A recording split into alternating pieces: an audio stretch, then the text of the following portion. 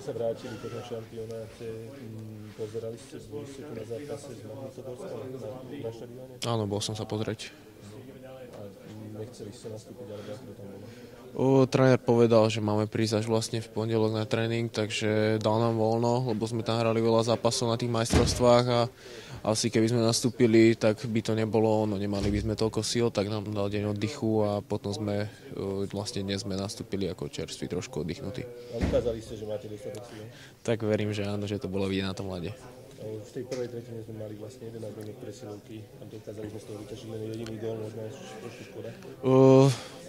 Traktor má najlepšiu oslabovku v lige, takže asi týmto bolo zapričinené a oni to hrali veľmi dobre, napadali nás rýchlo v tej presilovke a mali sme s tým problém. Škoda, že sme nevyužili viacej tých presiloviek, ale aj tak 2 body tešia. Škoda, že sme to neudržali na konci. V tretej tretine vás už tréner nestával tak často?